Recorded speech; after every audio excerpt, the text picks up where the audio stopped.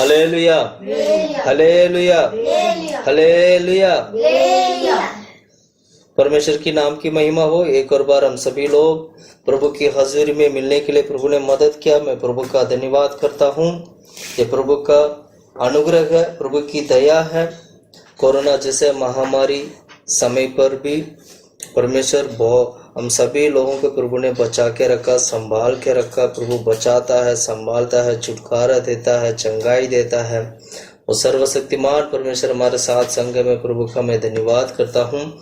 ऐसे ही पूरा संसार में बहुत सारे लोग हैं। परमेश्वर सभी को बचाना चाहिए, संभालना चाहिए, रखवाली करना चाहिए। हालेलुया। आइए आज का हमारा ध्यान के लिए भजन संगीता की किताब 35 अध्याय 9 और 10वां वचन हम पढ़ेंगे। क्या लेगा? 35 अध्याय 10वां अध्याय 35 अध्याय 9 और 10वां वचन। परंतु मैं यहोवा के कारण अपने मन में मगन होऊंगा। परंतु यहोवा के कारण अपने मन में मगन होऊंगा। मैं उसके किए हुए उद्धार से हर्षित होऊंगा। उसने किए मतलब उसके किए हुए उद्धार से मैं हर्षित होऊंगा। और मेरे हड्डी हड्डी कहेगी, हे यहोवा, तेरे तुल्य कौन है? तेरे तुल्य कौन है? जो दीन को बड़े बड़े बलवंतों से बचाता है। बचाता है, हाँ। और लुटेरे से दीन दरिद्र लोगों से रक्षा करता है। Hallelujah, hallelujah. आइए हम प्रार्थना करते हैं। आमीन। खुदा परमेश्वर हम तारीफ करते हैं प्रभु आपने दिया इस वचन के लिए प्रार्थना करते हैं। खुदा परमेश्वर वचन की द्वारा खुदा प्रभु सभी से बात कर प्रभु। हालेलुया। इन दिनों में दोबारा इस वचन को याद करने के लिए, मगन करने के लिए आपने मदद किया प्रभु। हम धन्यवाद करते हैं परमेश्वर।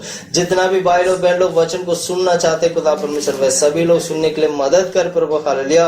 पवित्र आत्मा गवाही करे खुदा प्रभु। हालेलुया। जो हमें नहीं पता खुदा परमेश्वर आत्मा की द्वारा पवित्र आत्मा में गवाही करे, सिखाए, संभाल। आमीन परमेश्वर हम तारीफ करते प्रभु। आमीन प्रभु हम धन्यवाद करते खुदा परमेश्वर। हालेलुया। आमीन प्रभु इस वचन की द्वारा कलीसिया में, परिवार में, हर एक लोगों के जीवन में आपकी इच्छा पूरा होने पाए। यीशु के नाम से मांगते हैं खुदा प्रभु। हालेलुया। वचन में, इस वचन में हम क्या पढ़ते हैं? भजन संगीता की किताब 35 अध्याय 9 और 10वां वचन में हम पढ़ते हैं कि परमेश्वर के समान तुल्य कौन है। यही पढ़ा ना हमने। पढ़ो 10वां वचन में क्या लिखा है? मेरी हड्डी हड्डी कहेगी, हे यहोवा, तेरे तुल्य कौन है? मैं तेरा तुल्य कौन है? क्यों परमेश्वर को तुल्य कौन है करके कहते हैं? क्योंकि परमेश्वर बचाने वाले हैं, क्योंकि परमेश्वर छुटकारा देने वाले हैं। परमेश्वर हर परिस्थिति से लोगों को छुड़ा सकते हैं।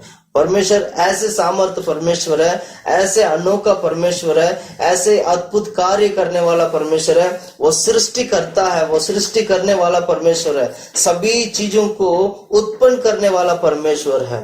और उसका तुल्य कौन हो सकता है? Hallelujah, hallelujah. क्योंकि प्रभु छुड़ाता है। हालेलुया। पिछले 1-2 हफ्तों से हम लोग इसी विषय के बारे में हम ध्यान करते हुए आ रहे हैं कि परमेश्वर हमें छुटकारा देता है। 7 प्रकार की छुटकारा के बारे में हमने ध्यान करके आए हैं, जिसमें से 4 छुटकारा हम देख चुके हैं और बाकी और 3 छुटकारा आज हम देखेंगे। हालेलुया। सबसे पहले हमने देखा था मूसा की व्यवस्था से परमेश्वर ने छुटकारा दिया। दूसरा हमने देखा था पापों से परमेश्वर ने हमें छुटकारा दिया। तीसरा हमने देखा था दुनिया से प्रभु ने हमें छुटकारा दिया, संसार से, है ना। चौथा हमने देखा था खुद से, सेल्फ से परमेश्वर ने क्या किया? छुटकारा दिया। Hallelujah, hallelujah. आज हम देखेंगे, आज हम 3 विषय को देखेंगे। एक है बीमारी से छुटकारा, एक है मृत्यु से दूसरा मृत्यु से छुटकारा, आखिरी जो है शैतान से छुटकारा। आज हम 3 छुटकारा के बारे में देखेंगे। एक है बीमारी से छुटकारा, और अगला है मृत्यु से छुटकारा, और 7वां है आखिरी है शैतान से छुटकारा। Hallelujah, hallelujah. प्रभु यीशु मसीह इस संसार में आकर छुटकारा के लिए बहुत सारे काम किया। कि सभी कुछ परमेश्वर मानव जाति के बीच, मतलब इंसान के बीच में परमेश्वर ने कार्य किया था। इसलिए किया था क्योंकि इंसान छुटकारा की बिना यानी बंधन में एक जीवन बिता रहा है। उसको बचाने के लिए उसके ऊपर प्रभु ने रहम किया, प्रभु ने अनुग्रह दिखाया। उसको बचाने के लिए प्रभु ने छुटकारा की काम शुरू किया प्रभु ने, जिसमें सबसे पहले मूसा की व्यवस्था से प्रभु ने छुटकारा दिया। यीशु मसीह अनोखा काम किया है हमारे जीवन में। बिना यीशु मसीह का कोई भी व्यक्ति स्वर्ग नहीं जा सकता है। अगर आप मेरा वचन को सुनते हैं तो मैं यही कहूंगा कि बिना यीशु मसीह का आप स्वर्ग नहीं जा सकते हैं। Hallelujah, hallelujah. ओके, आज हम देखेंगे बीमारी से छुटकारा। हालेलुया। ये बीमारी आया क्यों? ये बीमारी कैसे आया है?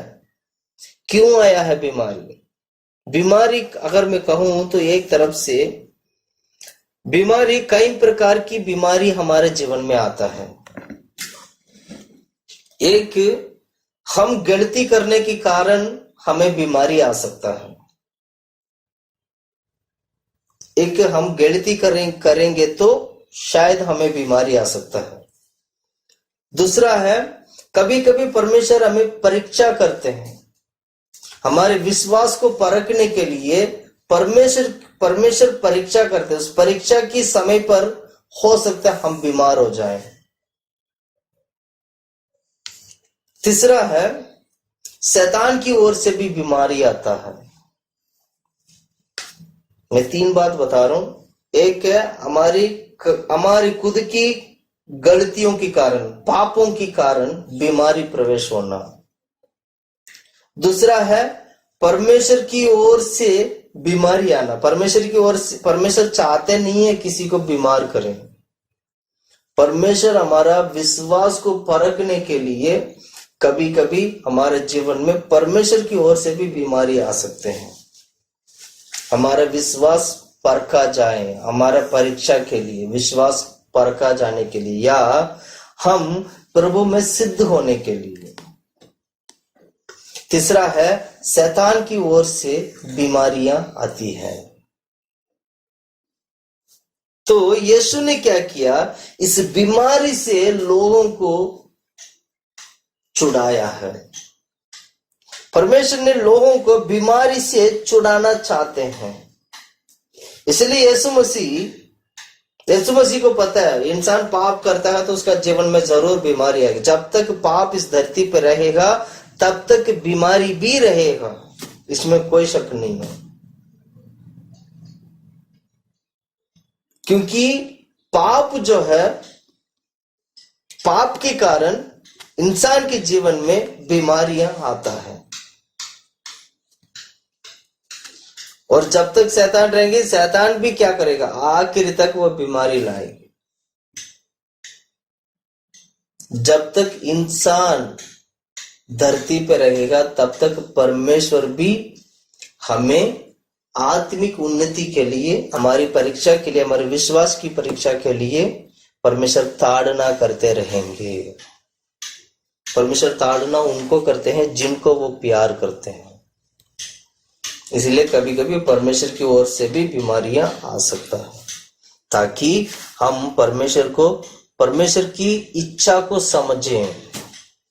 परमेश्वर की इच्छा को जब हम समझते नहीं है ना, तब बीमारी आके ऐसे बीमारी आ जाएगा, आपको लिटा देगा 10 दिन के लिए। उस 10 दिन के समय पर, उस 10 दिन की बेड रेस्ट में पूरा याद आ जाता है हमने क्या गलती किया, क्या नहीं किया, कहाँ गई थी, क्या किए थे, किस लिए ये बीमारी आया। फिर जाके प्रभु से माफी मांगेंगे, प्रभु मुझे माफ कर दो, मैंने गलती कर दिया, शायद इस गलती की वजह से मुझे बीमारी आ गया। तो परमेश्वर हमारे गलतियों को सुधारने के लिए बीमार जैसे जो छोटा बड़ा बीमारी को भी प्रभु देकर हमारे मन में, हमारे जीवन में चेतावनी करते हैं कि बेटा तू सुधर जा।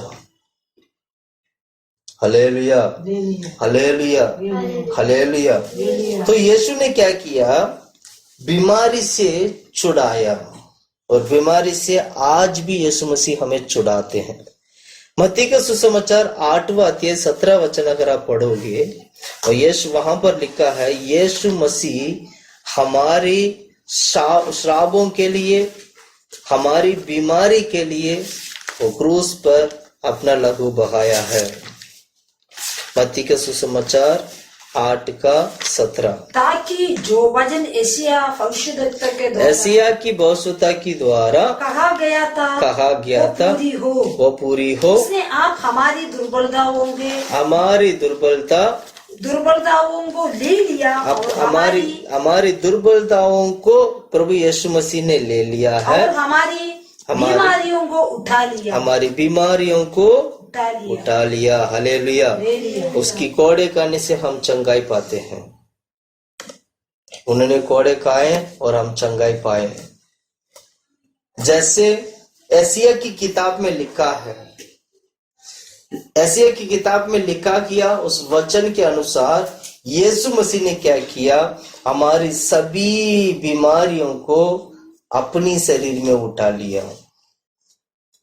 यानी इंसान के जीवन में आने वाला सभी बीमारियों को यीशु ने अपने शरीर में उठा लिया है।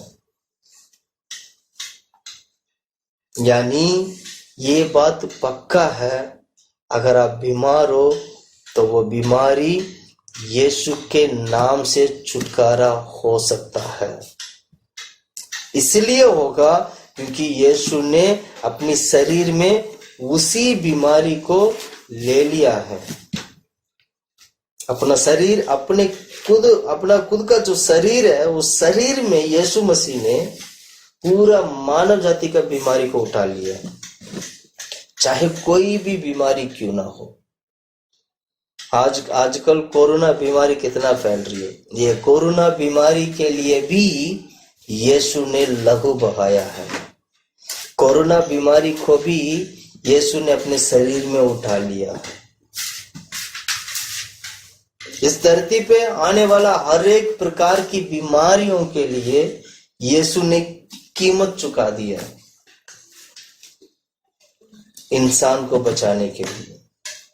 इसीलिए हमें प्रार्थना करते वक्त यही प्रार्थना करना है कि प्रभु आपने मेरे लिए अपने शरीर में मेरा सारा बीमारी को उठा लिया है, इसलिए अपनी लहू से मुझे धो दे, मुझे चंगाई करके प्रार्थना करेंगे तो परमेश्वर की वचन के अनुसार, उस वचन की आधार पर परमेश्वर हमें चंगाई देंगे। Hallelujah, hallelujah, hallelujah. यानी ये बात निश्चय तय हो चुका है कि चंगाई यीशु की ओर मिलता है। Hallelujah, hallelujah. क्योंकि यीशु ने बीमारियों को अपने शरीर में ले लिया है, सारे निर्बलताओं को अपने शरीर में ले लिया है। हर प्रकार की बीमारी, महामारी, श्राप सभी को प्रभु ने अपने शरीर में ले लिया है। ऐसे कौन व्यक्ति है जो यीशु के पास आने के बाद उसको चंगाई नहीं मिलता है? एक बात मैं कहना चाहता हूँ, बहुत सारे लोग वाकई में यीशु के पास आने के बाद भी चंगाई नहीं मिलता है। इसका मतलब ये नहीं है कि यीशु मसीह उसको चंगाई नहीं दिया। इसका मतलब ये है कि कहीं ना कहीं उस व्यक्ति का उस जीवन में कोई ना कहीं कमी होगा, कहीं ना कहीं पाप होगा, कहीं ना कहीं अपनी जीवन की कमी गतियों को प्रभु की हजूर में इकरार नहीं किया होगा, प्रभु से माफी नहीं मांगा होगा। बहुत सारे लोग माफी मांगते हैं पर और वो माफी जिस तरह मांगना चाहिए वैसे में नहीं माफी मांगते हैं, जिस तरह जीवन बिताना चाहिए वैसे नहीं जीवन बिताते। इसलिए यीशु मसीह उनको क्या कर देते हैं, उनको चंगाई नहीं कर पाते, वो चाह कर भी चंगाई नहीं कर पाते हैं। क्यों? कहीं ना कहीं पाप है। बहुत सारे लोग केवल चंगाई के लिए यीशु के पास आते हैं, सिर्फ चंगाई के लिए यीशु के पास जाएंगे, चर्च जाएंगे, प्रार्थना में बैठेंगे तो चंगाई मिल जाएगा। केवल चंगाई के लिए आने वाला सभी लोग सिर्फ यीशु को देकर इसलिए आते हैं कि हम इधर जाएंगे तो चंगाई मिल जाएगा, हम प्रार्थना करेंगे हमें चंगाई मिल जाएगा। अच्छी बात है, चंगाई मिलता है, इसमें कोई डाउट नहीं है, पर चंगाई पाने के बाद तुम कहाँ हो? केवल चंगाई के लिए अगर यीशु मसीह के पास आते हो तो ये कितना एक बेवकूफ की बात होगा कि केवल चंगाई के लिए प्रार्थना में आते हैं और उनको स्वर्गराज की आशीष की जरूरत नहीं है। चंगाई यीशु मसीह इसलिए हम लोगों को देते हैं ताकि इस धरती पे जब तक हम जीवित रहेंगे, क्योंकि ये धरती पूरा श्राप से भरा हुआ है, ये धरती पूरा पाप से भरा हुआ है, ये धरती पूरा बीमारियों से भरा हुआ है। हम ऐसे एक धरती में जीवन बिता रहे हैं जहां पर पूरा की पूरा श्राप भरा हुआ है। हम ऐसे एक धरती पे जीवन बिताते हैं जहां पर शैतान की जड़ है, शैतान की पूरा जाल है। हम ऐसे धरती पे जीवन बिताते हैं जहां पर बीमारी महामारी फैला हुआ है। हम ऐसे धरती पे जीवन बिताते हैं जहां पर सब कुछ नाश होने वाला चीज, गंदगी चीज है। यहाँ पर आपको जीवन बिताने के लिए यीशु की लहू की जरूरत है, यानी यीशु मसीह की जरूरत है। इसलिए यीशु ने क्या किया? संसार की सभी पापों को, सभी श्रापों को, सभी बीमारियों को, सभी निर्बलता दुर्बलता, सभी चीजों को अपने शरीर में उठा लिया है ताकि संसार जो है प्रभु के राज में जाने के लिए तैयार हो सके। इस संसार में बहुत ही कम लोग ऐसे हैं जो प्रभु के पीछे चलते हैं, यीशु के पीछे आते हैं, अपना जीवन को अर्पण करते हैं और पवित्र बनते हैं। बहुत कम लोग, बहुत कम मात्रा में जो लोग हैं जो केवल यीशु के पास आते हैं। जो लोग परमेश्वर के वचन के ऊपर विश्वास करते हैं वही यीशु के पास आते हैं। बाकी सारे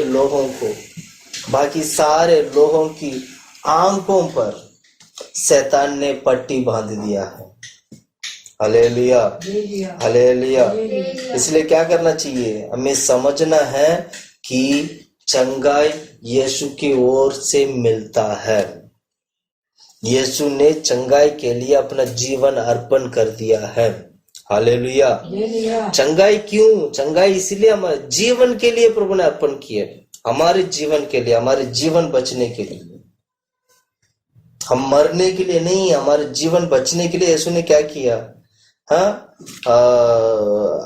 हमें जीवन देने के लिए वो क्रूस पर मरकर अपना जीवन हमें दिया है। Hallelujah, hallelujah. यूहन्ना की किताब 10वां अध्याय 10वां वचन पढ़िएगा। यूहन्ना की किताब 10 का, यूहन्ना की सुसमाचार 10 का 10 में हम क्या पढ़ते हैं? पढ़ो। चोर किसी और काम के लिए नहीं परंतु केवल चोरी करने और घात करने और नष्ट करने को आता है। और मैं इसलिए आया कि जीवन पाए और बहुतायत से पाए जीवन पाए। जीवन देने के लिए यीशु मसीह आया है हमारे लिए। पहला पतरस की किताब 2 अध्याय 24वां वचन हम पढ़ते हैं। वहां पर एक बहुत ही एक अच्छी बात मैं आप बताऊंगा। पहला पतरस की किताब 2 का 24।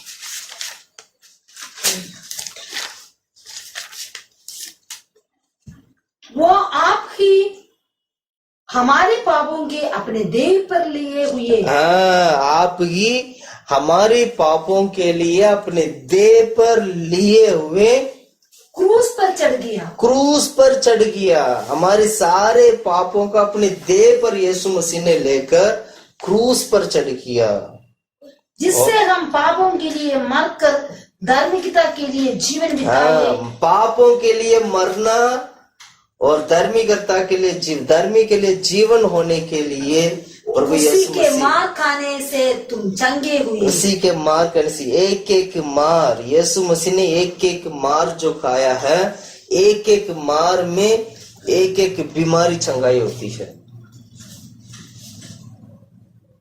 क्या बोला मैंने? यीशु मसीह ने एक एक मार जो खाया है, उस एक एक मार में एक एक कोड़े पे एक एक बीमारी चंगाई होता है। ये है अनोखा और अद्भुत कार्य परमेश्वर हमारे लिए, हमारे जीवन में बीमारी से प्रभु ने क्या करता है, हम लोगों को छुटकारा देता है, छुटकारा करते हैं। छुटकारे के विषय के बारे में अगर मैं बोलूं तो छुटकारा यीशु की ओर से मिलता है। Hallelujah, hallelujah, hallelujah. अगला हम छठा पॉइंट देखेंगे, मृत्यु से हमें छुटकारा मिलता है। परमेश्वर ने मृत्यु से हमें छुटकारा दिया है। सबसे पहले हमने देखा था मूसा की व्यवस्था से प्रभु ने छुटकारा दिया, पाप से छुटकारा दिया, तीसरा संसार से छुटकारा दिया, चौथा सेल्फ खुद से छुटकारा दिया, पांचवा बीमारी से छुटकारा दिया, छठा पॉइंट है मृत्यु से प्रभु ने हमें छुटकारा दिया है। अब ये मृत्यु के बारे में हम पढ़ रहे हैं तो मृत्यु में बहुत सारी बातें जो हमें सीखना चाहिए, वचन से समझना चाहिए। इसलिए हमारे ध्यान के लिए इब्रानियों की किताब, इब्रानियों दूसरा अध्याय, इब्रानियों दूसरा अध्याय 9 वचन से लेके 18 तक का वचन हम पढ़ेंगे। 9 से लेके 18 तक। पर हम यीशु को जो स्वर्ग से कुछ ही काम किया गया था, मृत्यु के दुख उठाने के कारण महिमा और आदर का मुकुट पहने हुए देखते गए, ताकि परमेश्वर के अनुग्रह के वो हर एक मनुष्य के लिए मृत्यु का स्वाद चखे। मृत्यु का स्वाद चखे, क्योंकि जिसके लिए सब कुछ है और जिसके द्वारा सब कुछ है, उसे यही अच्छा लगा कि जब वो भक्तों से पुत्रों को महिमा में पहुंचाए तो उनके उद्धार के कर्ता को दुख उठाने के द्वारा सिद्ध करे। Hallelujah, hallelujah, hallelujah. मैं ये वचन सारा मैं समझाने से पहले एक बात समझाना चाहता हूँ मृत्यु के बारे में, क्योंकि हम मृत्यु से प्रभु ने कैसे हमें छुटकारा दिया ये समझना बहुत जरूरी है। Hallelujah, hallelujah, hallelujah, hallelujah, hallelujah, hallelujah, आमीन। तो मृत्यु से प्रभु ने कैसे छुटकारा दिया है और मृत्यु आया कैसे संसार में। आदम को देखकर प्रभु ने कहा था कि इस वृक्ष का फल को तू मत खाना, जिस दिन तू खाएगा उस दिन मरेगा। तो मृत्यु वहीं से पैदा हुआ है, मृत्यु वहीं से पैदा हुआ, जन्म ले लिया मृत्यु।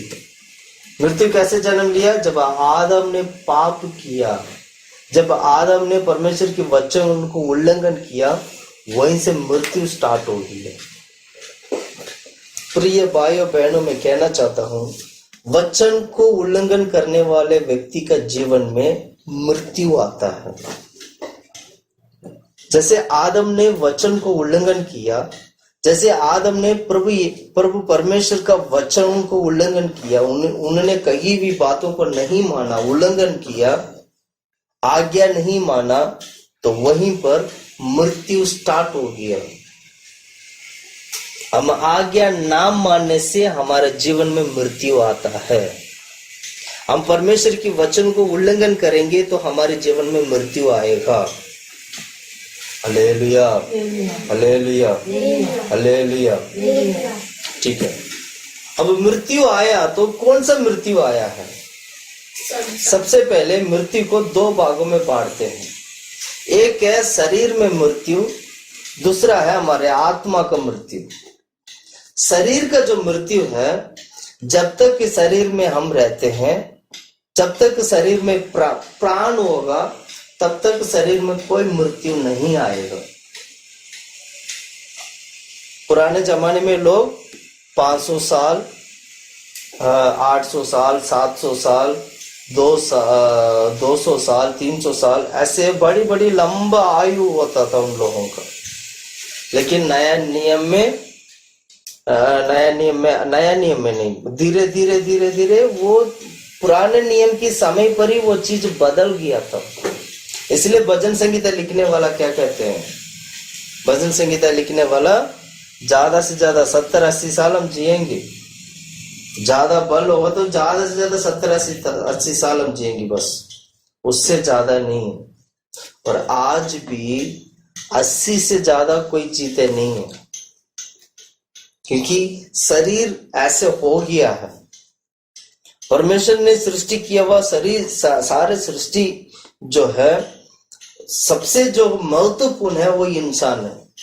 इंसान को परमेश्वर ने अच्छी जगह पर रखा था और अच्छी तरीके से परमेश्वर ने उनको सब कुछ दे रखे थे, लेकिन इंसान की आज्ञा ना मानने के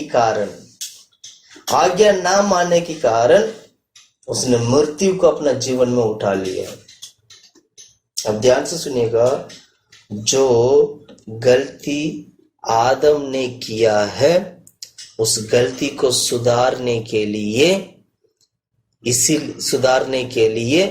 यीशु मसीह हमें मृत्यु से छुटकारा देता है। मैं दोबारा मैं बोलता हूं, मृत्यु से छुटकारा, जो आदम, मृत्यु से छुटकारा का मतलब ये हुआ, आदम ने जो गलती कर मृत्यु को लाया है, वैसे जैसे आदम ने गलती करके मृत्यु को लाया है, उसी प्रकार यीशु मसीह दूसरा आदम बनके उसी मृत्यु को हरा के जीवन को हमारे जीवन में लाया है। इसीलिए आज हमें मृत्यु से छुटकारा मिलता है। मैं दोबारा बोलता हूँ, शायद समझना थोड़ा मुश्किल होता होगा, मैं दोबारा बोल रहा हूँ, ध्यान से सुनिएगा।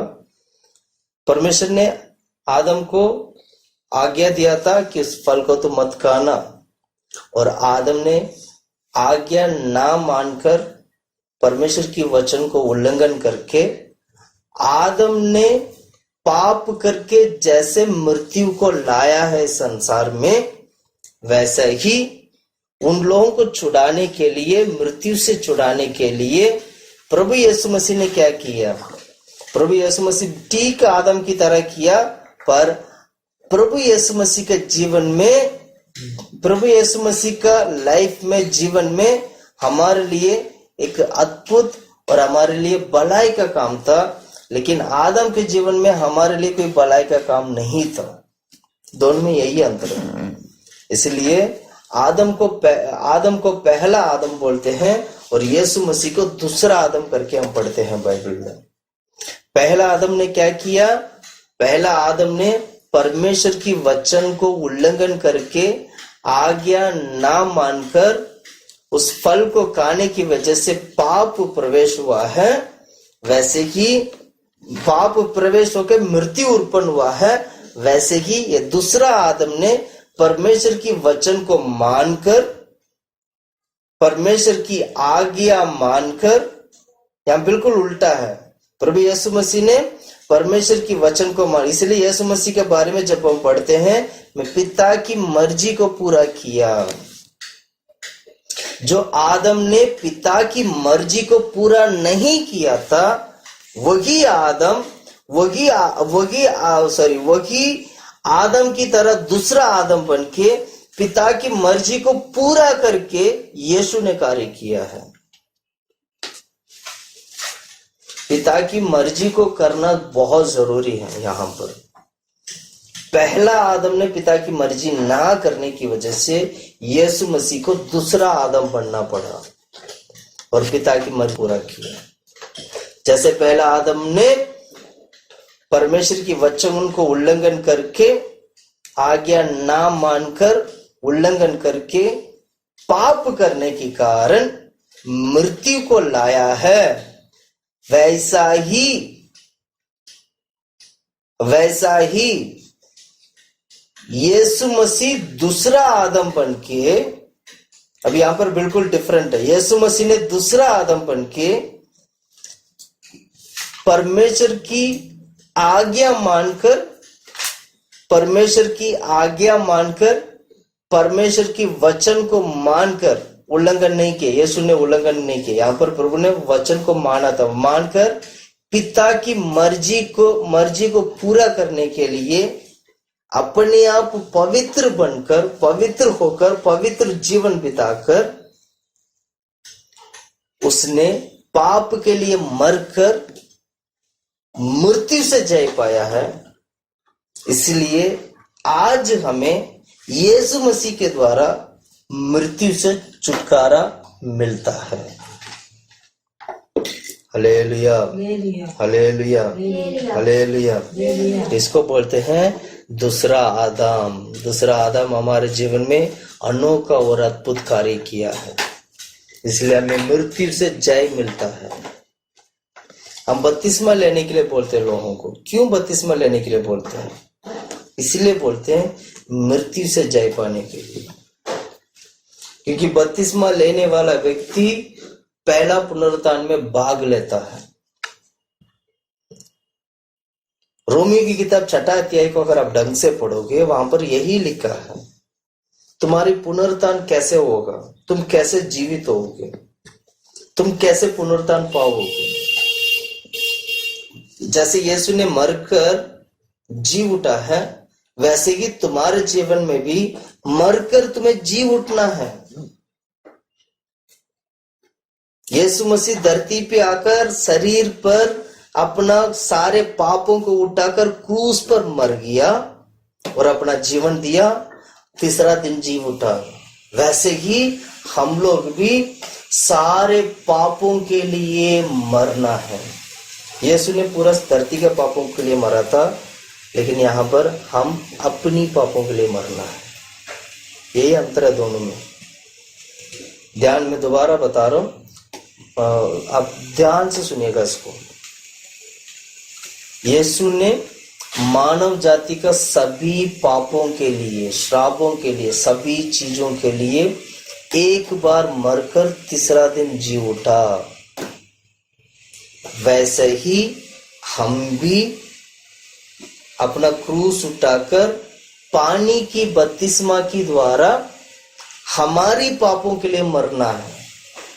यीशु ने तो पूरा संसार के पापों के लिए मरा था, लेकिन हम बपतिस्मा में क्या करते हैं? हम अपनी पापों के लिए मरते हैं। संसार के पापों के लिए हम मरते नहीं हैं। संसार के पापों के लिए तो यीशु मरकर जी उठ गया, लेकिन हम बपतिस्मा की द्वारा, क्रूस उठाकर बपतिस्मा की द्वारा अपनी खुद की पापों के लिए मरकर जी उठना है। इसलिए आज जितने भी लोग बपतिस्मा लिए हैं, वे सभी लोग मसीह में मरे हुए हैं। मसीह में मतलब मसीह में पापों के लिए मरे हुए हैं, पाप के लिए मर गए। अब तीसरा दिन जैसे यीशु मसीह जी उठा है, वैसे ही जब यीशु मसीह का आगमन होगा, उसी का पुनरुत्थान की द्वारा, यीशु मसीह का पुनरुत्थान की द्वारा, मृत्यु का पुनरुत्थान की द्वारा हमारी पुनरुत्थान भी होगा।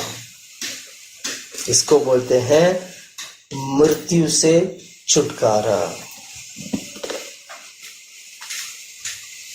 Hallelujah, hallelujah. मैंने शुरू में ही बोला 2 प्रकार की मृत्यु है, एक शरीर का मृत्यु है, एक आत्मा का मृत्यु है। शरीर का मृत्यु जो है, हमारा शरीर में मृत्यु जो आता है, वो मृत्यु शरीर का मृत्यु है, जिसमें शरीर अलग हो जाता है, आत्मा अलग हो जाता है। शरीर मिट्टी से बनाया गया शरीर है, इसलिए शरीर को दफना दिया जाते हैं, मतलब मिट्टी में ही वापस भेज दिया जाते हैं। मिट्टी का है तो मिट्टी को वापस दे दिया जाते हैं। और आत्मा जो है प्रभु के राज्य में जाते हैं। अब यहाँ पर अभी आत्मा जीवित है, शरीर तो मर गया, शरीर का मृत्यु हो गया, वो शरीर मर गया, अब आत्मा जीवित है। अब आत्मा का भी मृत्यु है। एक होते हैं आत्मा का मृत्यु का मतलब यह है, अब शरीर का मृत्यु का मतलब एक सीमा था, एक समय था कि शरीर 70 साल के बाद मरना है या 80 साल के बाद मरना है, पर आत्मा में ऐसे कोई समय नहीं है। आत्मा या तो आनंद काल के जीवित होगा या तो आत्मा आनंद काल के लिए मरेगा। इसको बोलते हैं आनंद काल की मृत्यु। जो कोई व्यक्ति यीशु मसीह के ऊपर विश्वास करते हैं, जो कोई व्यक्ति क्या नाम है विश्वास करके बपतिस्मा लेते हैं, पवित्र आत्मा को पाकर बपतिस्मा लेकर पवित्र आत्मा को पाकर प्रभु में चलते हैं, उसकी आत्मा आनंद काल के लिए बच जाएगा, हमेशा हमेशा के लिए बच जाएगा। परमेश्वर हमेशा हमेशा के लिए छुटकारा देना चाहते हैं। इसको बोलते हैं शरीर मृत्यु से छुटकारा। परमेश्वर आज कल के लिए 1000 साल के लिए या 10 साल 20 साल के लिए कुछ करोड़ साल के लिए बचाने वाला नहीं है।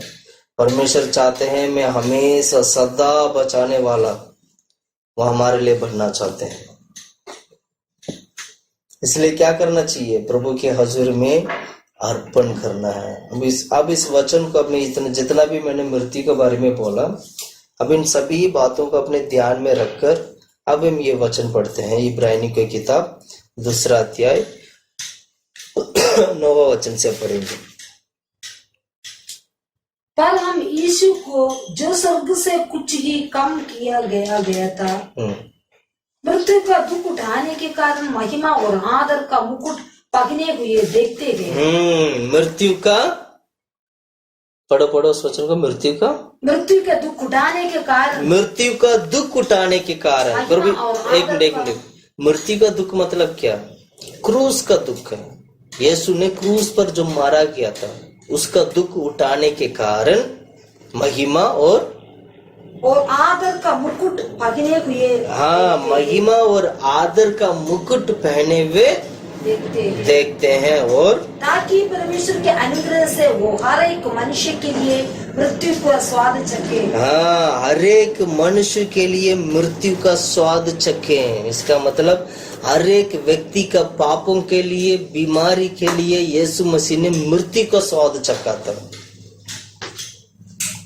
प्रभु ने मृत्यु का स्वाद चख चुका है। इसका मतलब हमारे लिए, हमारी क्या पापों के लिए, सभी चीजों के लिए वो मर लिया, मरकर जी उठा। वो मृत्यु का स्वाद चखा था। और आगे, क्योंकि जिसके लिए सब कुछ है और जिसके द्वारा सब कुछ है, उसे यही अच्छा लगा कि जब वो बहुत से पुत्रों के महिमा में पहुंच जाए, बहुत सारे पुत्र महिमा में पहुंच जाए, तो उनके उद्धार के करता हुआ दुख उठाने के द्वारा सिद्ध करे।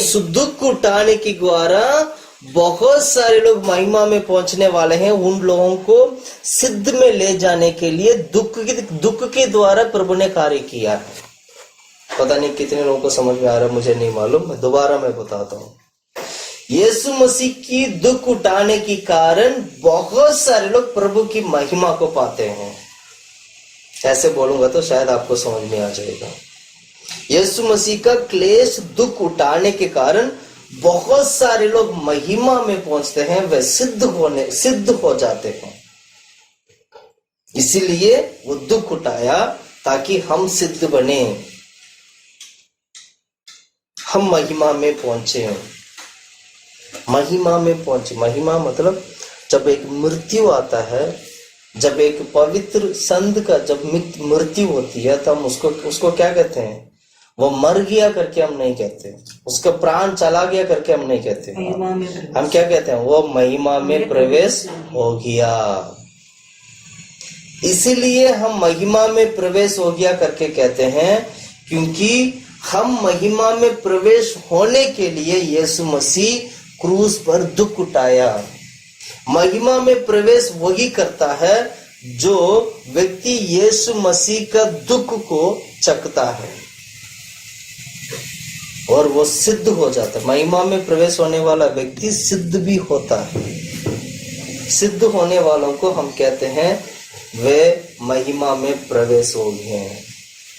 बहुत सारे पास्टर्स लोग, सिस्टर्स लोग हो गए हैं, पास्टर्स लोग हो गए हैं, अच्छे अच्छे विश्वासी लोग जब मरते हैं तो हम क्या लिखते हैं? ये भाई मर गया करके हम नहीं कहते हैं। हम ये कहते हैं इन्होंने महिमा में प्रवेश हो गए हैं। प्रिय भाइयों बहन, मैं कहना चाहता हूं मसीह में मरने वाला हर एक व्यक्ति महिमा में प्रवेश होता है। मसीह में मरने वाला हर एक व्यक्ति महिमा में प्रवेश होता है। क्यों वो महिमा में प्रवेश होता है? क्योंकि वो धरती पे रहते वक्त यीशु मसीह का मूर्ति को उसने चख लिया था, इसलिए वो सिद्ध हो गया। यीशु मसीह उसको सिद्ध बनाया, इसलिए वो महिमा में प्रवेश हुआ। इसलिए मरने वालों को हम क्या कहते हैं? जो मसीह में मरने वालों को हम ये कहते हैं कि ये भाई आज महिमा में प्रवेश हो गए हैं, ये सिस्टर जी आज महिमा में प्रवेश हो गए। महिमा में प्रवेश हो गए के मतलब वो मृत्यु को पा लिया उन्होंने। Hallelujah, hallelujah, hallelujah, hallelujah, hallelujah. अब पढ़ो उस वचन को, दोबारा हम पढ़ते हैं। मृत्यु का दुख उठाने के कारण महिमा और आदर का मुकुट पहने हुए देखते हैं, ताकि परमेश्वर के अनुग्रह से वो हर एक मनुष्य के लिए मृत्यु का स्वाद चखे, क्योंकि जिसके लिए सब कुछ है और जिसके द्वारा सब कुछ है, उसे यही वजह अच्छा लगा कि जब वो बहुत से पुत्रों के महिमा में पहुंचाए, तो बहुत से पुत्र महिमा में पहुंचाए। महिमा में पहुंचाए मतलब सुनो सुनो सुनो, बहुत सारे पुत्र महिमा में पहुंचना चाहिए, ये प्रभु की इच्छा है। ये महिमा में पहुंचना मतलब बहुत सारे लोग, उनकी मृत्यु महिमा में प्रवेश होना चाहिए। ऐसे कितनी सारी संत लोग हैं जिनका मृत्यु महिमा में जाती है। बहुत सारे लोग मरते हैं। मैं दोबारा बताता हूं, एक संत अगर मरता है तो उसके परिवार में, उस जहां पर वो मरा था उस परिवार हो गया, उसकी जो आखिरी जो प्रार्थना जो किया जाते हैं, उसको दफनाने की जो प्रार्थना करते हैं, वो प्रार्थना सब कुछ आपको जहां पे जाते ही एक महिमा आपको दिखाई देगा। वो जहां पे जाते ही आपको एक महिमा प्रकाश होगा, वो आप देख पाओगे। महिमा का मतलब क्या? महिमा का मतलब ये है, जैसे यूहन्ना की किताब में लिखा है, अनुग्रह सच्चाई जब दोनों मिलता है तो महिमा प्रकट होता है। यानी एक मृत्यु जब एक मसीह, एक सच्चा, एक मसीह, एक पवित्र मसीह प्रभु के राज्य में, प्रभु के राज्य के लिए जो एक मसीह जो मरता है तो वो महिमा में प्रवेश होता है। Hallelujah, hallelujah. बहुत सारे लोग कहते हैं मरने के बाद हम कहाँ जाएंगे? वचन के आधार पर अगर हम देखेंगे, मरने के बाद व्यक्ति अगर यदि वो मसीह में मरता है तो वो महिमा में प्रवेश होता है। यदि वो मसीह में नहीं मरता है तो वो नरक में प्रवेश होता है। इसीलिए मरने वालों को, जो मसीह में मरने वालों को हम कहते हैं कि आज वो भाई महिमा में प्रवेश हो गए हैं। Hallelujah, hallelujah, hallelujah. ये महिमा, बहुत सारे लोग महिमा में प्रवेश होने के लिए यीशु मसीह ने बहुत अनोखा काम किया है, बहुत ही अनोखा काम। हम सभी लोग महिमा में प्रवेश होने के लिए प्रभु ने कार्य किया है। पवित्र आत्मा बहुत जोर से इन दिनों में काम कर रहे हैं, इसलिए काम कर रहे हैं हम सभी लोग महिमा में प्रवेश हो। महिमा में कौन जाएगा? जो व्यक्ति सिद्ध होगा। महिमा में उसी को ही परमेश्वर लेके जाते हैं जो व्यक्ति सिद्ध हो जाते हैं। उनके सिद्ध होने से, मतलब उनको सिद्ध होने के लिए, सिद्ध होने के बाद उन्हें महिमा में लेके जाते हैं। Hallelujah, hallelujah. आगे पढ़ो उस वचन की आगे। बहुत सी लोग महिमा में, तो उनके उद्धार के कर्ता को दुख उठाने के द्वारा सिद्ध करे, क्योंकि पवित्र करने वाला और जो पवित्र किए जाते हैं, पवित्र करने वाला पवित्र किया जाते हैं, सब एक ही मूल से है, एक भी मूल से है। इसी कारण वो उन्हें भाई कहने से नहीं लजाता। भाई कहने से नहीं लजाता। हम सब भाई हैं, भाई भाई भाई बहन है। भाई कहने से नहीं लजाता, क्योंकि हम सब एक ही क्या है, एक ही सब एक ही मूल से हैं, एक ही मूल से, इसलिए भाई कहने से नहीं लजाता। और आगे पढ़ो, आगे पढ़ो। मैं तेरे नाम अपने भाइयों को सुनाऊंगा, सभा के बीच में मैं तेरा भजन गाऊंगा। हाँ, ये किसने कौन कहता है ऐसे? दाऊद कहता है ये बात। दाऊद भजन संगीता में लिखा 2:21 में दाऊद कहता है ऐसे। दाऊद क्या कहता है? मैं तेरे नाम अपने भाइयों को सुनाऊंगा, मैं अपने भाइयों को सुनाऊंगा। कितनी अच्छी वचन है। कितने लोग आज ऐसे हैं जो अपने भाइयों को परमेश्वर के नाम को सुनाते हैं। कितने लोग ऐसे हैं अपनी भाइयों को परमेश्वर के वचन को सुनाते हैं। कौन है? क्या आप अपनी भाइयों को वचन सुनाते हैं? क्या आप अपने भाई लोगों को परमेश्वर के नाम को बताते हैं? ये वही बताएगा जो व्यक्ति परमेश्वर की वचन के अनुसार चलता है। परमेश्वर की वचन के अनुसार चलने वाला व्यक्ति क्या करेगा? डर जाएगा। उसको पता चल गया परमेश्वर की वचन क्या है, तो तुरंत वो क्या करेगा? अपने भाइयों को वचन सुनाएगा। इसलिए वो लजाता नहीं है। इसके लिए क्या नहीं होता है? लजाता नहीं है, मतलब वो क्या बोलते हैं, लज्जित नहीं होते। तो आगे पढ़ो, आगे पढ़ो। और फिर ये मैं उस पर भरोसा रखूंगा, और फिर ये देख मैं उन लड़कों को साकिब जिसे परमेश्वर ने मुझे दिए। इसलिए जबकि लड़के मांस और लहू के बागी है, तो वो आप भी उनके समान उनका सहभागी हो गया। हाँ, अपने भाई को बच्चों को भी कहेगा ये मेरे बच्चे हैं, ये मेरे संतान है ना। आगे पढ़ो। मैं इन वचनों को ज्यादा फोकस नहीं करना चाहता हूँ, क्योंकि ये वचन आप घर पे जाके आराम से पढ़िएगा। इसमें से जो बहुत ही जो जरूरी बात है, मैं वो बातों को फोकस करेंगे हम लोग, ताकि वचन को आसानी से समझ सके। 14 वचन से पढ़ो। इसलिए जबकि लड़के मांस और लहू के बागी है, तो वो आप भी उनके समान उनका सहभागी हो गए, ताकि मृत्यु के द्वारा उसे जिससे मृत्यु पर शक्ति मिली थी शैतान को निकम्मा कर दे। मृत्यु का शक्ति मतलब मृत्यु से जय पाने का उस अधिकार, उसका शक्ति केवल यीशु के पास है। क्योंकि यीशु ने क्या किया? उसको कैसे मिला?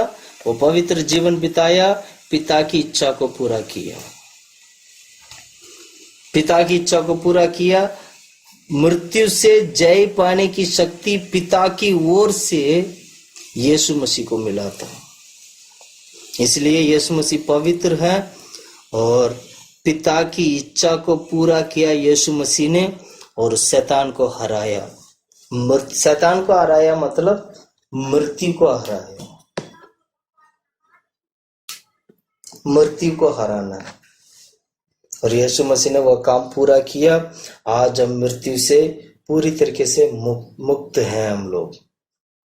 प्रिय भाइयों बहनों, जितना भी लोग मेरा आवाज सुनते हैं, मैं उन सभी लोगों से मैं ये बात कहना चाहता हूँ, आपका मृत्यु मसीह में हो, ताकि आप महिमा में प्रवेश हो सकें और सिद्ध बन सकें।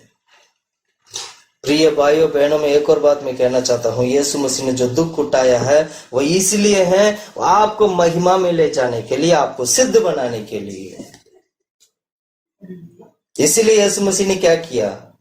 क्लेश की माध्यम से आपको महिमा में प्रवेश करने के लिए परमेश्वर अनोखा और अद्भुत कार्य करता है। वह महान और सर्वशक्तिमान परमेश्वर है। हमें मृत्यु से बचाने के लिए, मृत्यु की उस जाल से, शैतान से बचाने के लिए,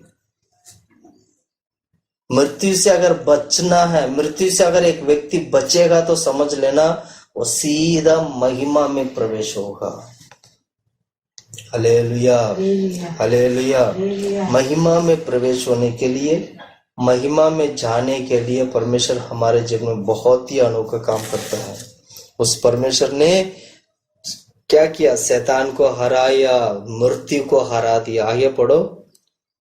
और जितने मृत्यु के भय के मारे, जितने मृत्यु के भय। अब मैं मृत्यु के भय के बारे में थोड़ा सा मैं बताता हूँ ताकि समझ में आ जाए।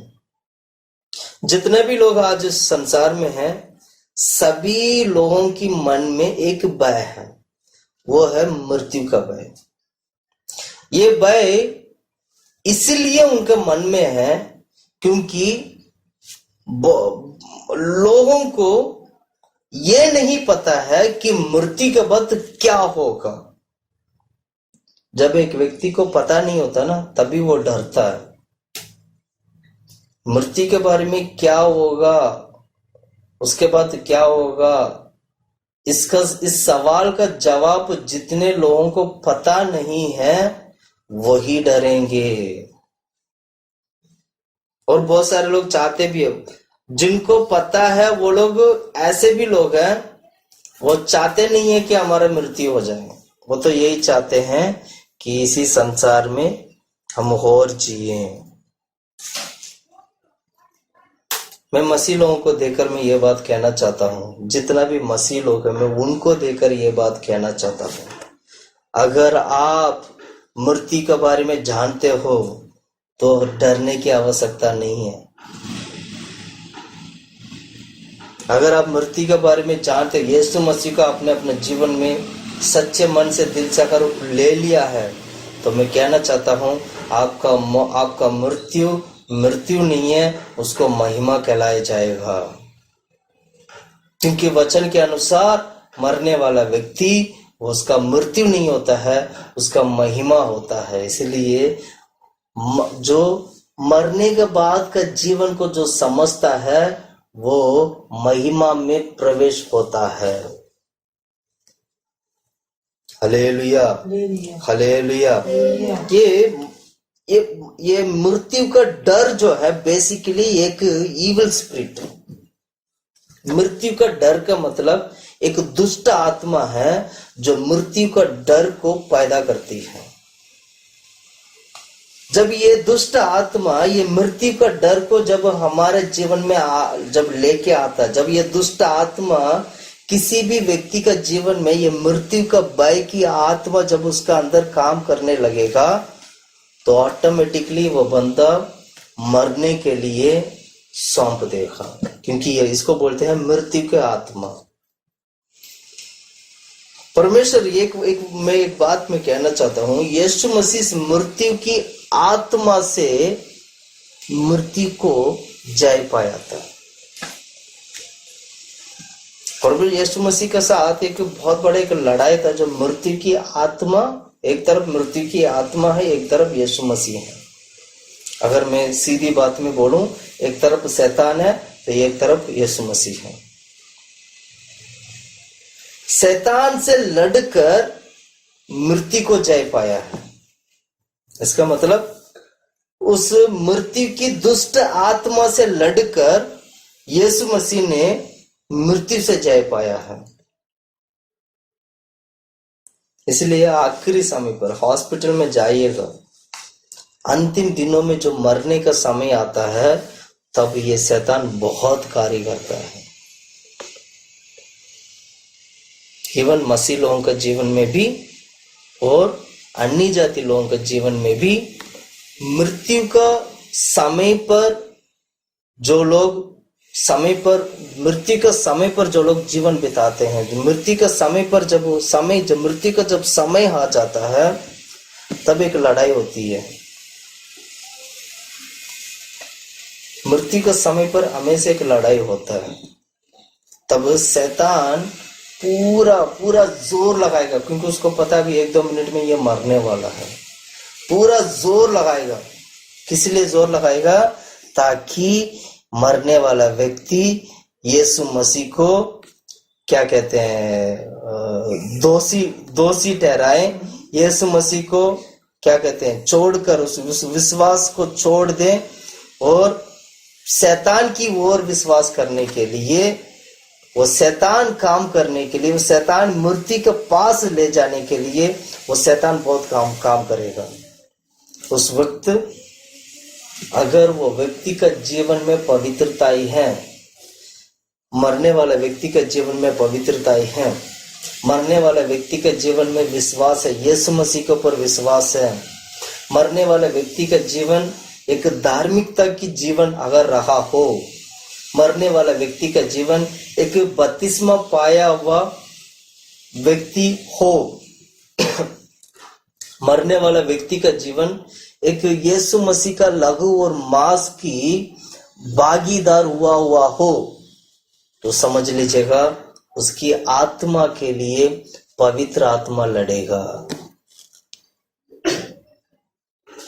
धरती पे रहते वक्त जितने भी लोग, जो लोग यीशु मसीह के ऊपर विश्वास करते हैं, जो लोग पवित्र आत्मा के ऊपर विश्वास करते हैं, जो लोग पिता परमेश्वर के ऊपर विश्वास करते हैं, जो लोग यीशु मसीह के ऊपर विश्वास करते हैं, जितने भी लोग विश्वास करके, यीशु मसीह के ऊपर विश्वास करके बपतिस्मा की सेवकाई को मानकर, आज्ञा मानकर जिन्होंने बपतिस्मा लिए हैं और परमेश्वर की आज्ञा के अनुसार जिन्होंने बपतिस्मा लिए हैं, और जितने भी लोग कम्युनियन में भाग लिए, मतलब यीशु का लहू और मांस की भागीदार हुए हैं, जितने भी लोग परमेश्वर की वाचा में अंत तक खड़े हुए थे, और जितने भी लोग धर्मी बनकर जो जीवन बिताया, भलाई का कार्य किया, विश्वास में खड़ा रहा, आखिर तक प्रभु के लिए खड़ा रहा,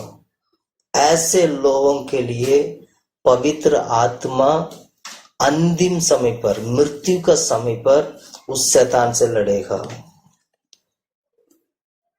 अंतिम समय पर, मृत्यु का समय पर उस मृत्यु का आत्मा से, उस मृत्यु का दुष्ट आत्मा से पवित्र आत्मा लड़ेंगे।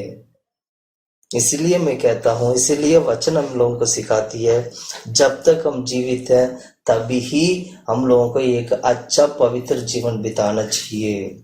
यीशु मसीह लहू में जीवन बिताना चाहिए, यीशु मसीह के ऊपर विश्वास करना चाहिए। आज जितना आप प्रभु में चलते हो, आज जितना आप पवित्र आत्मा में बढ़ते हो, आज जितना आप यीशु मसीह के लिए कार्य करते हो, ये सब कुछ मृत्यु के समय पर एक लड़ाई के कारण बनेगा। ये सब कुछ मृत्यु के समय पर एक लड़ाई होगा, वहां पर मृत्यु के अंतिम समय पर लड़ाई होगा। अंतिम समय पर यदि आपने इनकार किया यीशु मसीह को, तो वो मृत्यु की आत्मा आपकी आत्मा को नरक में लेके जाएगा। एक लड़ाई होती है अंतिम समय पर। उस वक्त यीशु मसीह को इनकार नहीं करना है, यीशु मसीह को स्वीकार करना है, यीशु मसीह के ऊपर विश्वास करना है। अगर ऐसे किया तो आपकी आत्मा पवित्र आत्मा की द्वारा बचाया जाएगा और आपकी आत्मा को परमेश्वर महिमा की ओर लेके जाएंगे। इसलिए मसीह में मरने वाला हर एक व्यक्ति मरता नहीं है, वो महिमा में प्रवेश होता है। Hallelujah, hallelujah. इसलिए मृत्यु का व्यय मतलब आपको समझना है, ये एक मृत्यु का दुष्ट आत्मा है। परमेश्वर ने जिस मृत्यु के लिए जो आदम और हव्वा की पापों की वजह से जो आया गया, उस मृत्यु से जय पाने के लिए यीशु मसीह क्रूस पर मरकर जीवित हुआ है। उसी मृत्यु से छुटकारा देने के लिए प्रभु यीशु मसीह आज भी कार्य करते हैं। इसलिए वचन से हम इन बातों को सीखते हैं कि यीशु हमें मृत्यु से छुटकारा दिया। 7 छुटकारा में एक छुटकारा ये भी है कि यीशु मृत्यु से हमें छुटकारा देता है। Hallelujah, hallelujah. इसका वचन आप 15 वचन पढ़ो। और जितने मृत्यु के भय के मारे जीवन पर मतलब पूरा जीवन भर मृत्यु की दासत्व में, पाप की और मृत्यु की दासत्व में पड़े थे। जीवन भर दासत्व में फंसे थे मतलब जो लोग थे उन लोगों को छुड़ाने के लिए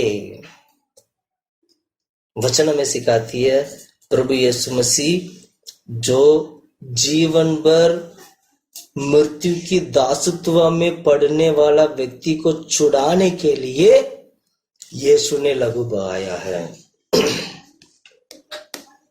तो मैं वही शुरू से मैं यही बोल रहा हूं, जीवन भर। इसका मतलब क्या हुआ? शरीर मरने के बाद एक और मृत्यु है जो आत्मा की होती है। अगर हमारा जीवन मसीह में नहीं होगा तो जीवन भर के लिए, सदा हमेशा जीवन भर के लिए मृत्यु की दासत्व, वो मृत्यु की दासत्व नरक में होता है। आग की क्या नाम है, लैक ऑफ फायर बोलते हैं जिसको, आग में होते हैं, नरक में होते हैं, वहां पर मृत्यु की दासत्व करना पड़ेगा।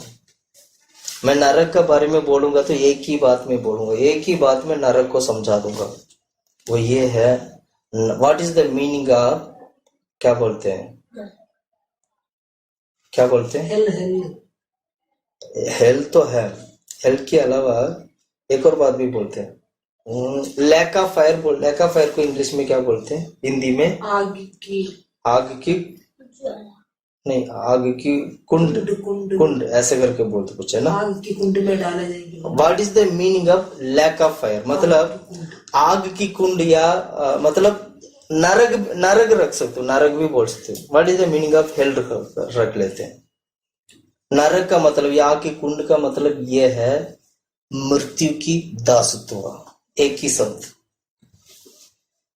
नरक का मतलब क्या? नरक का मतलब यह है मृत्यु की दासत्व, यानी जो व्यक्ति नरक में जाता है वह हमेशा सदा हमेशा के लिए मृत्यु की दासत्व बन जाते, दासत्व में आ जाते हैं।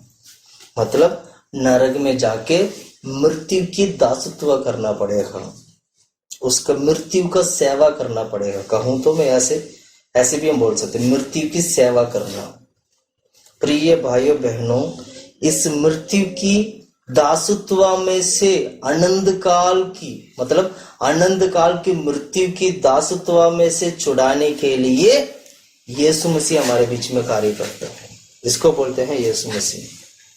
अब बताओ यीशु मसीह कितना महान काम किया हम लोगों के बीच में। हम क्या विश्वास करते हैं? यीशु मसीह कुछ नहीं है, बेकार है।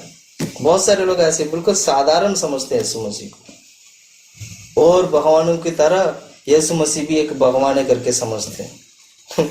मैं तो कहूंगा वो भगवानों का भगवान है, वो प्रभुओं का प्रभु है, राजाओं का राजा है वो ईश्वरों का ईश्वर है वो परमेश्वर। कौन सा ईश्वर है जो मृत्यु की दासत्व में से हमें छुड़ा सकता है? इसलिए भजन संगीता में पढ़ते हुए हम क्या पढ़ते हैं? प्रभु आपके समान कौन है, तुल्य कौन है जो आप इन सभी चीजों से जो छुड़ा सकते हैं? क्योंकि यीशु मसीह सर्वशक्तिमान परमेश्वर है। वो परमेश्वर, वो यहोवा परमेश्वर, वो यहोवा की नाम से वो जानते हैं हम लोग। वो यावे है, वो यहोवा है, वो सर्वशक्तिमान परमेश्वर है। वो मृत्यु की दासत्व में से हमें छुड़ाने वाला परमेश्वर है। वो काम यीशु मसीह ने हमारे जीवन में पूरा किया। Hallelujah, hallelujah. इसलिए मैं छाती पीट कर मैं बोल सकता हूँ, आज मैं आपको क्या नाम है, अच्छी तरह मैं दावा के साथ बोल सकता हूँ कि यीशु मसीह हमें मृत्यु से बचाता है। यीशु मसीह हमें मृत्यु से छुटकारा देता है। मृत्यु से छुटकारा देने का मतलब अनंत काल की मृत्यु की दासत्व में से प्रभु यीशु मसीह हमें छुड़ाता है। आगे पढ़ो, उसमें और क्या लिखा, आगे देखो। इसलिए क्योंकि वो तो स्वर्गदूतों को नहीं वरन अब्राहम के वंश को संभालती गई। हाँ, कितने लोगों को ये वचन समझ में आया मुझे नहीं पता, लेकिन इस वचन को लेके मैं आपको समझाना चाहता हूँ। परमेश्वर स्वर्गदूतों को मदद नहीं करता है, वह अब्राहम की संतान को मदद करते हैं। क्या बात है, क्या लिखा वो? क्योंकि वो तो स्वर्गदूतों को नहीं वरन अब्राहम के वंश को संभालता है। अब्राहम की वंश को संभालता है। स्वर्गदूतों को छोड़ दिया। तो ये कौन सा स्वर्गदूत है जिनको परमेश्वर छोड़ दिया, जिनको मदद नहीं करते हैं? ध्यान से सुनिए, यदि परमेश्वर चाहे तो स्वर्गदूतों को भी परमेश्वर बचा सकते हैं, उनको संभाल सकते हैं। स्वर्गदूतों में से एक झुंड स्वर्गदूत है जो लूसीफर था, वो प्रधान स्वर्गदूत था परमेश्वर का। उसकी गलती के कारण परमेश्वर ने उसको छोड़ दिया हमेशा के लिए। मैं दोबारा कहता हूं, स्वर्गदूत को परमेश्वर ने क्या कर दिया? छोड़ दिया। उसको संभाला नहीं, उसको छोड़ दिया। ऐसे परमेश्वर इंसान को भी छोड़ सकते हैं, पर प्रभु ने क्या किया? नहीं, स्वर्गदूतों को छोड़ दिया है, उनको नहीं संभाला। बदले में इंसान को, मतलब अब्राहम की संतान को प्रभु ने क्या किया? संभाला। अब्राहम की संतान कौन है? जो लोग मसीह जो यीशु मसीह के ऊपर विश्वास करते हैं। इसलिए बाइबल में पढ़ते वक्त, मेरे ख्याल से गलातियों की किताब में पढ़ते वक्त हम ये पढ़ते हैं, जितने भी लोग यीशु मसीह के ऊपर विश्वास करते हैं वे सारे अब्राहम की संतान है।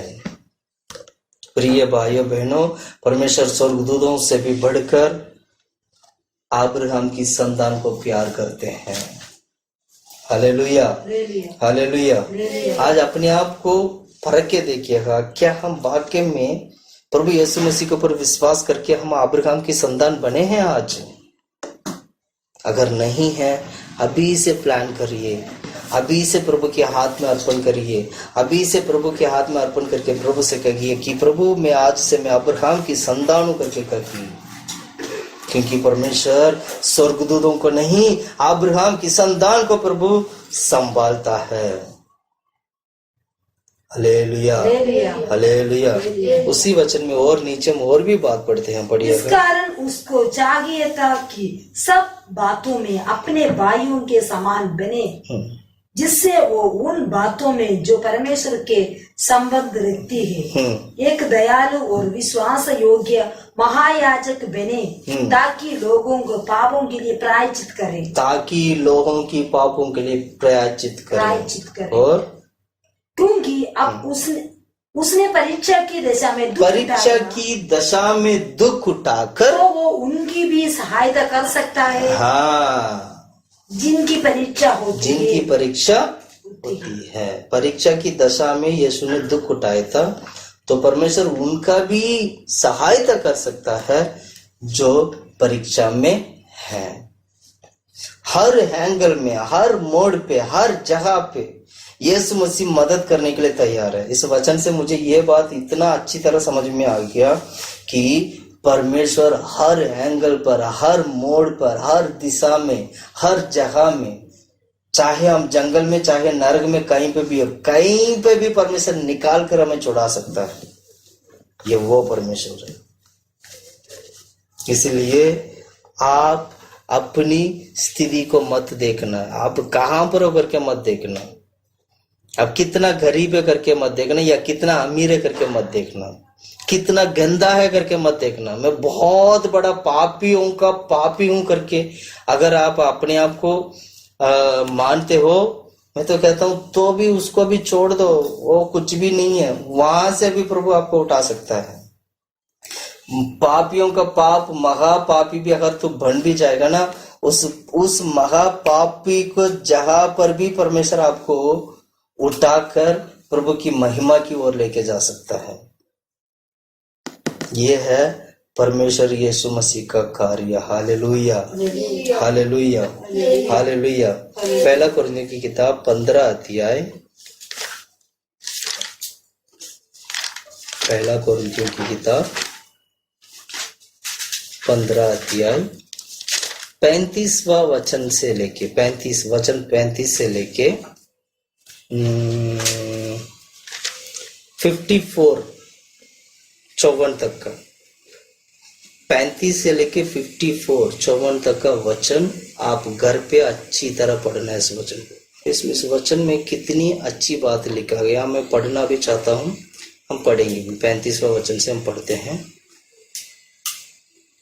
अब कोई ये कहेगा मुर्दे किस रीति से जी उठते हैं, मुर्दे किस रीति से जी उठते हैं, और कैसी देह के साथ आते हैं, कैसे देह के साथ आते हैं। ध्यान से सुनिएगा, मुर्दे कैसे जी उठते हैं और कैसे देह के साथ आते हैं। दो सवाल है, मुर्दा जी उठना और मुर्दा की देह के बारे में। ये दो चीज के बारे में इसका नीचे वचन आप पढ़ोगे, सब कुछ लिखा है। हे निर्बुद्धि जो कुछ रुको, यहाँ पर दो सवाल है, मैं दोबारा बता रहा हूँ। मुर्दा जी उठना है और मुर्दा की शरीर क्या होगा, मतलब मरने के बाद अगर जी उठता है तो उसका शरीर क्या होता है, इसका मतलब ये है। ठीक है, आगे पढ़ते हैं, आप पढ़ो। हे निर्बुद्धि जो कुछ तू बोता है, जो कुछ भी तू बोता है, जब तक वो ना मरे जिलाया जब नहीं तक जाता। ना मरे वो जिलाया नहीं जाता। मतलब बीज मरना जरूरी है, तभी बीज जिलाया जाएगा ना, मतलब यही हुआ। और 37 और जो तू बोता है वो देह नहीं जो उत्पन्न होने वाली है, परंतु निराधार दाना है, चाहे गेहूं का चाहे किसी और अनाज का, परंतु परमेश्वर अपनी इच्छा के अनुसार उसके देह देता है, और हर एक बीज को उसकी विशेष देह है। सब शरीर एक समान नहीं, मनुष्यों का शरीर और है, पशुओं का शरीर और है। 38 पढ़ना, 38। परंतु परमेश्वर अपनी इच्छा के अनुसार उसका देह देता है, परमेश्वर अपनी इच्छा के अनुसार उसका देह देता है, मतलब शरीर जो परमेश्वर शरीर जो होता है वो परमेश्वर की इच्छा के अनुसार प्रभु शरीर देते हैं ना। और आगे पढ़ो। और हर एक बीज को उसकी विशेष देह और विशेष देह। सब शरीर एक समान नहीं, सब शरीर एक समान। ठीक है, आप सुनो, यहाँ से थोड़ा सा बताता हूँ। यहाँ पर एक एग्जाम्पल देख के फिर बातों को बताया ताकि हम लोग इस सच्चाई को और अच्छी तरह समझ सके। गेहूं का जो देह हो गया और बाकी जो चावल का हो गया, वो जितना भी जो बीज होते हैं, ये बीज अगर हमने गेहूं डाला तो गेहूं का वो पौधा आता है, फिर उसमें से वही गेहूं ही आता है। तो ये शरीर जो है, ये जो पौधा जो है, ये एक्चुअली एक शरीर के समान है, शरीर है ये शरीर जो है परमेश्वर अपनी इच्छा के अनुसार दिया है। अब एक और बात इसमें सीखने वाली बात यह है, गेहूं कभी चावल नहीं दे सकता है, या चावल का पौधा गेहूं नहीं दे सकता है। चावल का जो देह है, यानी चावल का जो शरीर है वो अलग है, और गेहूं का जो शरीर है वो अलग है। शरीर मतलब उसका जो क्या बोलते हैं, पौधा। इसलिए चावल में जो, जैसे साइंटिफिकली अगर हम देखेंगे, चावल में देखा जाए तो चावल में जो विटामिन है, जो मिनरल्स है, जो चावल में है वो गेहूं में नहीं मिलता है। गेहूं में कुछ और मिलता है, उससे बढ़कर मिलता है या उससे कम मिलता है, दोनों में अलग अलग होते हैं। हालांकि दोनों खाने वाले चीज हैं, दोनों एक ही मिट्टी से उत्पन्न होता है। उसी तरह इस धरती पे जितना भी जानवर है, जितना भी जो लोग है, सबका देह अलग है। Hallelujah, hallelujah. इसको समझा के फिर सारा देह के बारे में लिखा गया। अब पढ़ो, उस वचन में पढ़ो, मेरे ख्याल से 39 से पढ़ना। सब शरीर एक समान नहीं, सब शरीर एक समान नहीं, मनुष्यों का शरीर और है, मनुष्यों की शरीर और है, पशुओं का शरीर और है। मतलब पशु की शरीर और मनुष्य के शरीर में जमीन आसमान की फर्क मिलेगा।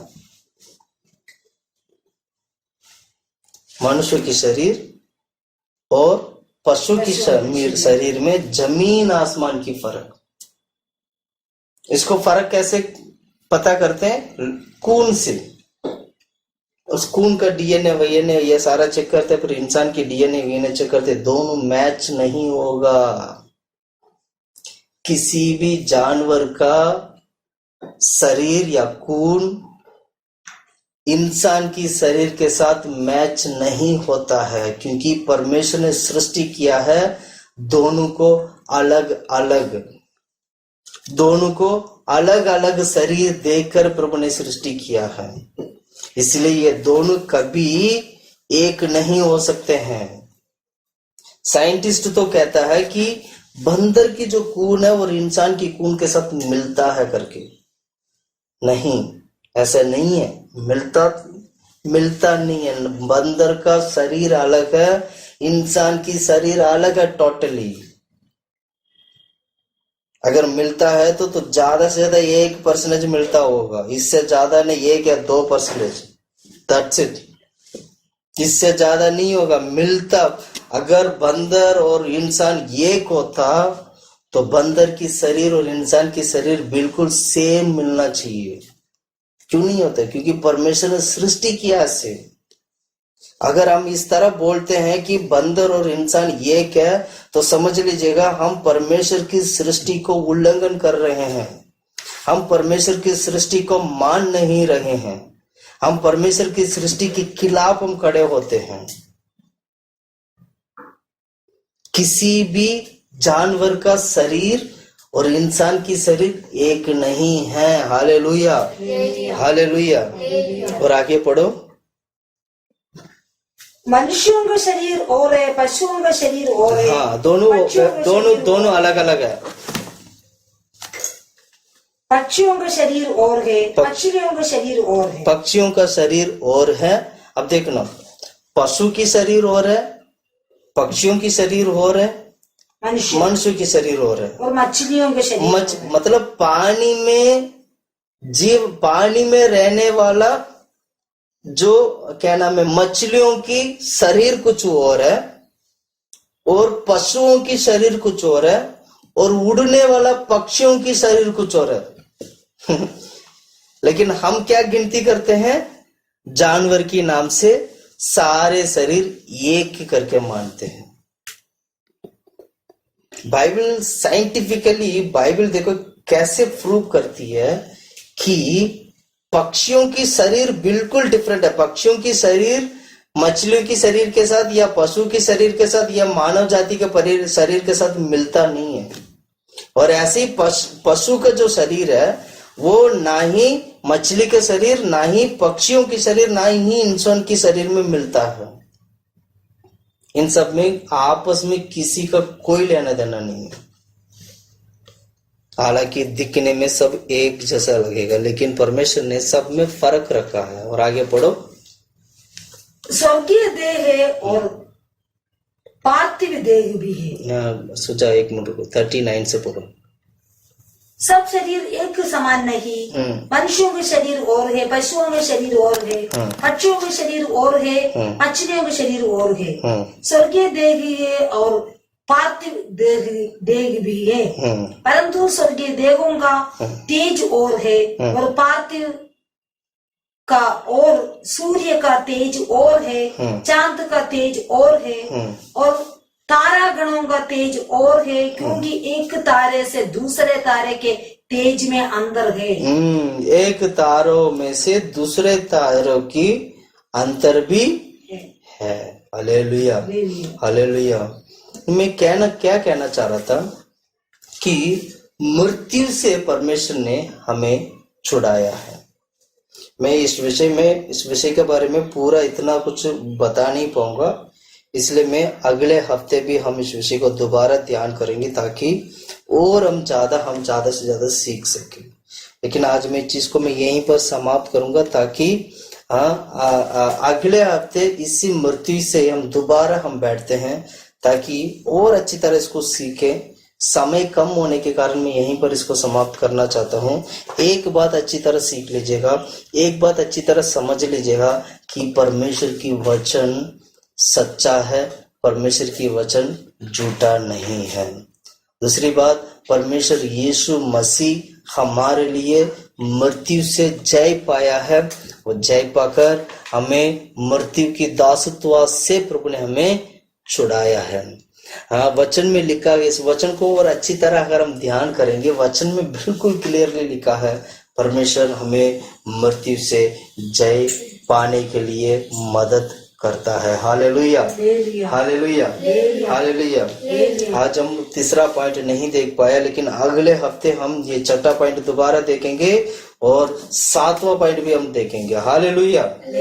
अभी तक हमने देखा है मूसा की व्यवस्था से प्रभु ने छुटकारा दिया, दूसरा पाप से छुटकारा दिया, तीसरा संसार से छुटकारा दिया, चौथा खुद से प्रभु ने छुटकारा दिया, पांचवा बीमारी से छुटकारा दिया, छठवा किससे? मृत्यु से छुटकारा दिया। मृत्यु से छुटकारा हम दोबारा देखेंगे क्योंकि ये बहुत बड़ा एक सब्जेक्ट है, बहुत बड़ा विषय है जो हमें सीखना चाहिए।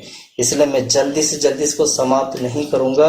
इसलिए क्या करना है, इस मूर्ति के बारे में और अच्छी तरह सीखेंगे। इसलिए अगले हफ्ते हम दोबारा इस मूर्ति के बारे में सीखेंगे। आइए हम सब लोग घुटने में बैठकर हम प्रार्थना करते हैं। हालेलुया। धन्यवाद, धन्यवाद, धन्यवाद, धन्यवाद, धन्यवाद, धन्यवाद।